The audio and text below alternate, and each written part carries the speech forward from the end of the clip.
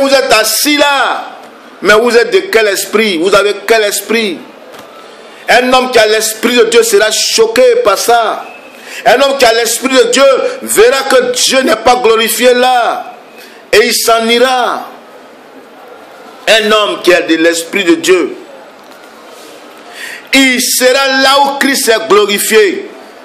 Où sont donc ces hommes de l'esprit? Ces hommes qui vont glorifier la parole de Dieu. Parce que là où la parole de Dieu est glorifiée, l'esprit de Dieu est là. Et là où l'esprit de Dieu est là, Jésus-Christ est glorifié. Et là où Jésus-Christ est glorifié, les hommes de l'esprit doivent s'asseoir là, doivent être là, doivent parler là. Mais si c'est le contraire, tu fais quoi là? Simeon a été conduit par l'esprit de Dieu. Pourquoi? Parce qu'il avait l'esprit de Dieu. L'esprit de Dieu était sur lui. Il a été conduit où? Là où Christ devait être présenté. Là où Christ devait être présenté. Et il est arrivé là, Simeon. Et la Bible dit que Simeon a pris l'enfant et il a commencé à bénir le Seigneur.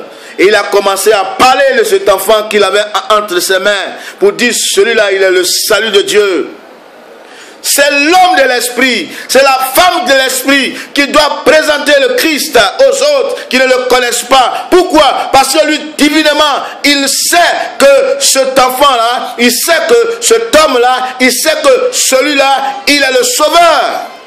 Parce qu'il est averti par l'esprit de Dieu. Si tu es conduit par l'Esprit de Dieu, tu ne seras pas dans le désordre, tu ne seras pas dans le mensonge. Peut-être que le mensonge peut venir une fois, mais ton esprit saura par la grâce de Dieu que là, c'est le mensonge. Alors tu ne mettras plus tes pieds là. Nous allons continuer de lire en voyant à partir du verset 36. Il y avait aussi une prophétesse, Anne, fille de Phanuel, de la tribu d'Azer. Elle était fort avancée en âge. Elle avait vécu 7 ans avec son mari depuis sa virginité. Restée veuve et âgée de 84 ans, elle ne quitta pas le temple. Elle servait Dieu nuit et jour dans le jeûne et dans la prière. Étant survenue, elle aussi, à cette même heure, elle louait Dieu et elle parlait de Jésus à tous ceux qui attendaient la délivrance de Jérusalem. Voyez, voici une dame. Elle a été mariée. Et 7 ans après, son mari est décédé. Elle n'a pas cherché à se marier à nouveau. Elle s'est consacrée à Dieu. Elle est restée dans le temple pour prier, pour jeûner. Et ça, elle également, le Christ a été révélé. Et c'est elle, aucun ne lui a dit, voici le Sauveur. Non, mais par l'Esprit, parce qu'elle était une femme de l'Esprit. Elle savait qui était cet enfant qu'on présentait ce jour-là. Elle a commencé à parler à ceux qui attendaient la délivrance de Jérusalem. Voici le Messie. Voici le salut de Dieu. Ce serait un affaire. Aujourd'hui, malheureusement, quand les hommes deviennent vieux, au lieu de se consacrer à la prière, ils deviennent des sorciers. Ils sont dans les assemblées, mais ils sont des sorciers, sont des sorcières. Voici Anne, 84 ans. Elle a consacré sa vie à intercéder, à prier, à faire monter des prières à Dieu pour les autres. C'est ça l'intercession. À faire monter des prières à Dieu pour les autres. Prier pour les autres. Où sont les hommes de l'esprit? Des hommes qui prient et qui voient le danger, qui voient que l'église, qui voient que l'assemblée, qui voient que le peuple de Dieu est distoqué, est ébranlé par des gens et qui se mettent à part pour intercéder, pour que la délivrance de ce peuple-là arrive. Où sont ces hommes qui peuvent prier, ces femmes qui peuvent prier, peu importe leur âge, qui peuvent se mettre de côté, à qui Dieu peut parler, à qui Dieu peut dire des choses, des instructions dans ce pays pour dire, priez, priez, priez, voici ceci, priez, car bientôt Dieu viendra libérer son église. Où sont ces hommes? Mais retenez bien, cette femme elle a été mariée. Quand son homme est décédé, elle n'a pas cherché à se marier à nouveau. Regardez, tu as de l'esprit, tu dis, et ton pasteur, il n'est pas marié. Pourquoi? Parce qu'il vient de divorcer. Et devant toi, il épouse une autre femme. Et ce même pasteur, vous êtes assis devant lui et il vous impose les mains. Devant vous, un homme divorce avec sa femme. Quelles que soient les raisons, il divorce avec sa femme. Mais ici, c'est pour de mauvaises raisons. Parce qu'elle est vieille. Elle n'est pas la femme de son ministère. C'est ce qu'on entend aujourd'hui. On cherche les jeunes filles, femmes du ministère, les jeunes filles qu'on peut présenter comme des produits de beauté, comme des produits de publicité à des amis, ou bien là où on nous invite, à la télévision, ou bien dans nos voyages. La femme qui était notre femme de jeunesse n'est plus celle qu'il faut. Elle n'est plus fraîche, comme ils le disent. Elle n'est plus fraîche. On cherche les fraîchenis. Mais Dieu vous frappera, vous autres. Dieu, il vous frappera.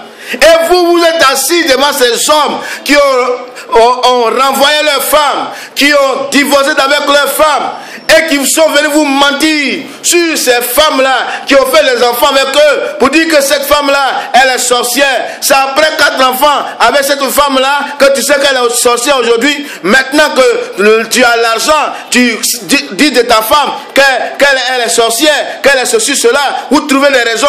Si tu as de l'esprit, tu dois comprendre que cet homme-là, il a abandonné Dieu.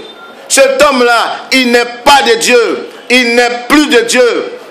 Vous êtes assis devant ces gens-là, qui n'ont plus leur femme, mais qui ont des jeunes femmes. Anne, elle n'avait plus de mari. Le mari était mort. Elle est restée comme ça. Si vous avez divorcé, restez comme ça, comme l'a dit la parole de Dieu. Restez comme ça.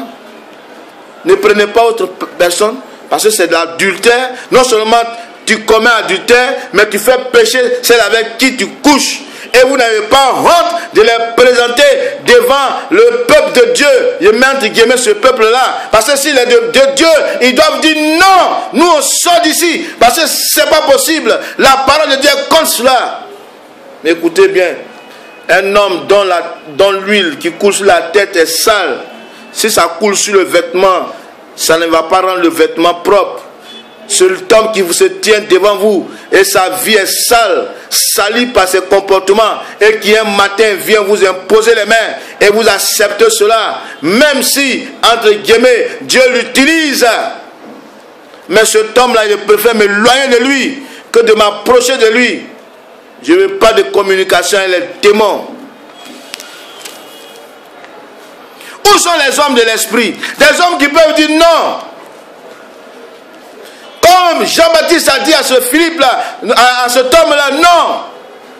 Tu n'as pas le droit de prendre la femme de ton frère. Tu n'as pas le droit. Mais quand vous chantez là l'assemblée, peu vous importe. Dites-leur la vérité. Non, on ne fait pas ça. On ne fait pas ça. Vous avez appelé sa femme, parce que c'est ce que vous dites, maman. Après, on la renvoie, on envoie une autre, vous l'appelez maman. Après, on envoie. Mais écoutez, vous vous amusez avec qui? Où sont les hommes de l'esprit? Où sont les femmes de l'esprit? Parce que les hommes de l'esprit, eux, ils sont bâtis sur la parole de Dieu. Ils sont bâtis sur la parole de Dieu. Ce que Dieu dit là, c'est ça ils font. Ce que Dieu dit là, c'est ça ils glorifient. Ce que Dieu dit là, c'est ça ils élèvent. Tout ce que Dieu n'a pas dit, tout ce qui est contre ce que Dieu dit, ils doivent rejeter cela. Que faites-vous avec ces gens-là? Éloignez-vous. Quand Moïse était en face de Corée et ces rebelles-là, qu'est-ce qu'il a dit? Éloignez-vous, ne touchez pas ce qui leur appartient, parce que Dieu devait les frapper. Vous êtes encore accrochés là. Quand Dieu va venir les taper là, il va vous toucher aussi. Vous êtes là, les gens vous mentent. Ils ont une vie sale. Pas que c'est des péchés cachés, mais des péchés ouverts. Au moins si je ne sais pas, il n'y a pas de problème. Mais je sais. Et non seulement je sais, mais tu nous nargues avec ce péché. Tu ne demandes pas pardon à Dieu. tu viens bonnement avec ta femme, ta nouvelle femme, et nous sommes là devant toi, et aujourd'hui tu as dit, le Seigneur dit. Mais c'est pas possible ça. Le Seigneur qui te dit là, il a d'abord dit, ne pas faire ça à ta femme que tu viens de renvoyer. Et nous on est assis, on acclame. Mais vous qui êtes assis et puis qui acclamez, de quel esprit êtes-vous? Quel est l'esprit qui vous anime? Quel est l'esprit qui est avec vous? Quel est l'esprit qui vous conduit? Le Saint-Esprit ne vous conduira jamais dans la fausseté. Le Saint-Esprit de Dieu ne vous conduira jamais dans le mensonge. Le Saint-Esprit de Dieu ne vous conduira jamais dans la rébellion à la parole de Dieu. Jamais. Jamais.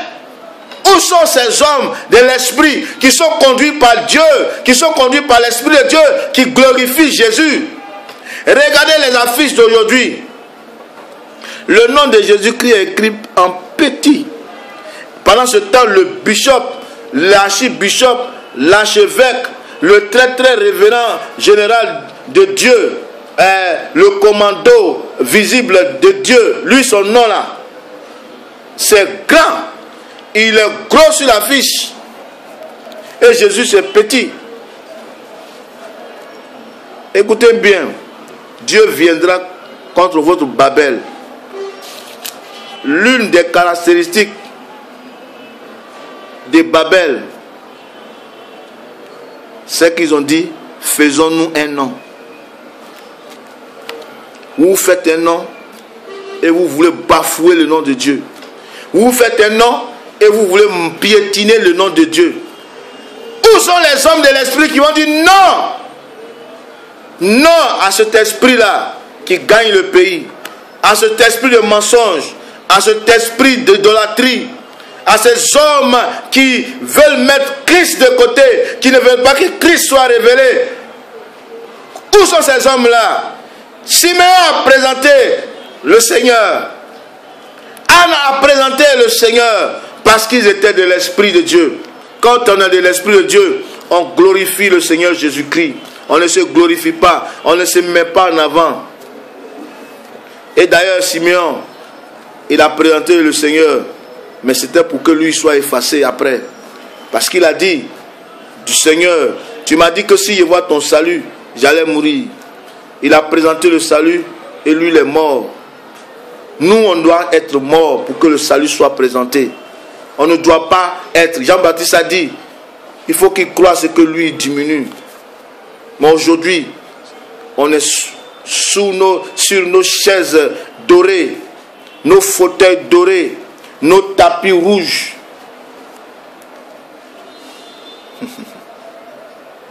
Où sont les hommes de l'esprit? Mais Dieu vous connaît. Dieu vous parlera à vous qui avez encore l'esprit de Dieu. Il vous ouvrira les yeux à vous qui avez l'esprit de Dieu pour voir que vous êtes assis dans du désordre, assis dans la fausseté, assis dans le mensonge. Et vous fera sortir de ces choses. Il vous fera parler dans ces assemblées. Il vous donnera un esprit nouveau. Vous allez vous lever et vous allez dire ça c'est pas bon, ça c'est pas juste. On ne fait pas ça. Et ce que vous allez dire c'est la vérité. Personne ne pourra contester ça parce que c'est la vérité. La seule chose que ces gens feront, ils vont vous chasser de leurs assemblées. C'est tout. Que Dieu bénisse son peuple. Amen.